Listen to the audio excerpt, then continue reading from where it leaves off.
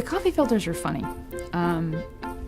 Part of why I've been working with them for so long is because I still haven't really figured out what they're trying to say.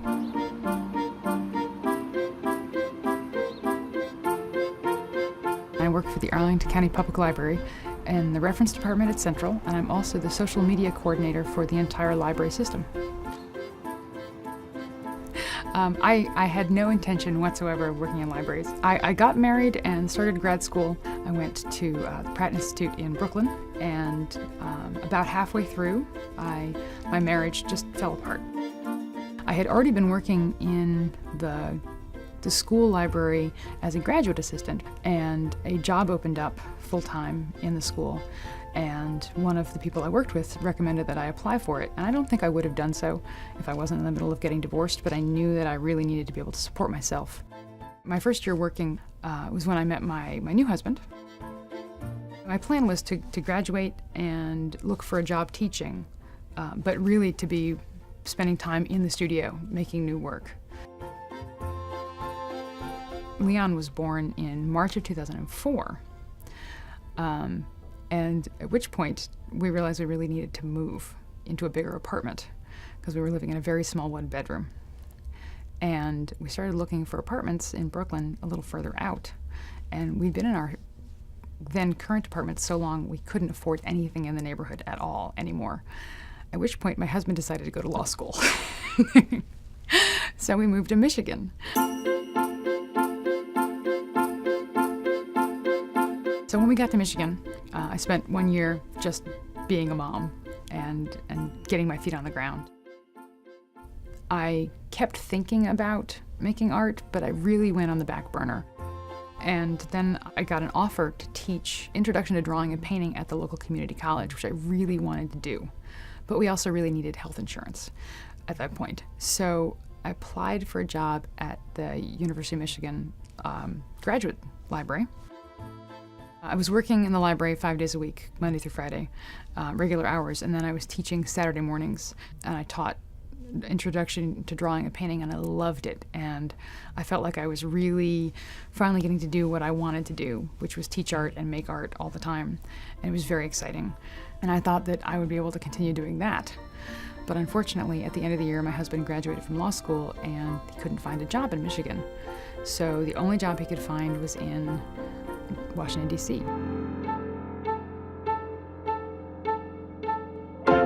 I looked for work at all of the local community colleges and all of the local universities, but I also ended up looking at the Arlington County website and finding that there was an opening for a part-time library assistant. I thought I was done with libraries. I couldn't turn it down. And I rapidly discovered that I loved it, that working in the public library was nothing like working in an academic library. And mostly what I loved was the human interaction, talking to people, finding out what they like to read, sharing suggestions. As long as you're online, it will actually allow you to download it immediately. We'd been here for 6 months, and I was starting to settle in, and my son was going to daycare regularly, and I started to have time to play again. I discovered that if you leave a cone coffee filter in your coffee maker for a long time and the coffee dries out, that the color from the coffee sort of floats up to the top of the rim of the coffee filter and makes this watermark. And if you shake out the coffee, you end up with this really cool object. So I started collecting these objects, and I started playing with how to put them together. And that became the beginning of a whole series of work that I have been working on since then.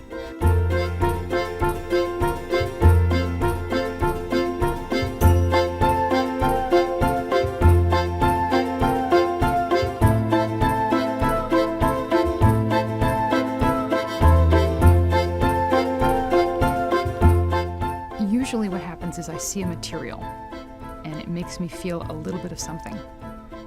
And then I have to figure out how to take that material and transform it in a manner that then allows that emotion to come through.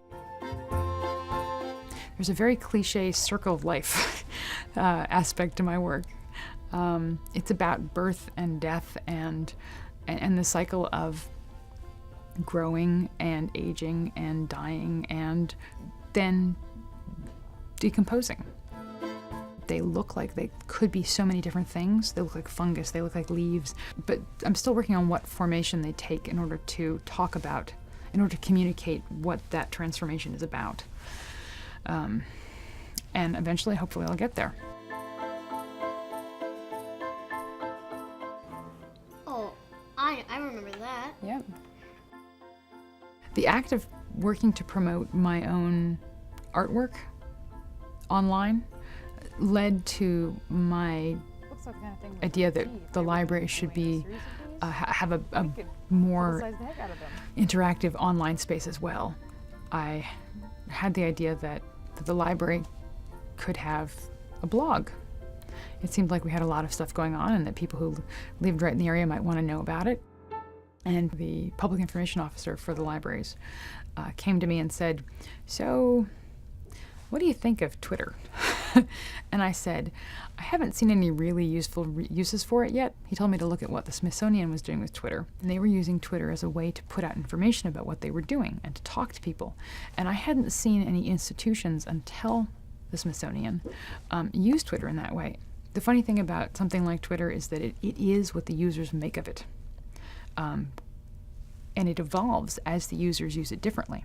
So at this point, it was in a really big stage of evolving to being much more useful to places like us. So I set us up with Twitter, and I set us up with Facebook, and since then, it's evolved so that mostly we talk about our own stuff, and we talk to our library users about stuff they're concerned about. But again, it keeps evolving, so who knows what we'll be doing with it next. The library is as useful and necessary today as it was 100 years ago. We are incredibly sophisticated when it comes to technology. We have enormous resources online. We have enormous understanding of how you use online resources. We can out-Google Google, and we should. Part of what librarians do is we can show you what's an authoritative source and what's not. In the process of creating all these social media outlets for the library, I became really aware of the need for library advocacy. I think that effective library advocacy in this day and age has to include a very large online component. People expect to get their information online. Twitter and Facebook are vehicles for spreading the information, and if our library users end up being on some other platform, we will figure out where it is and we'll be there too. It's a lot to juggle. Having a family and a career and another passion is always a lot to juggle. Okay, that's all right. Okay, I just need to write my name. Okay, write your name on it. And then we'll do your reading homework a little later, okay? Yay! Okay. I see my art as a very long-term process. I figure I'll still be making new sculptures when I'm 85. So if the art waxes and wanes based on whatever else is going on, that's okay. Part of why I like having the library work is it allows me to continue to communicate really important things, but in a completely different venue. And I've become really passionate about libraries and about helping people in libraries and about doing reference and communicating with people who need help.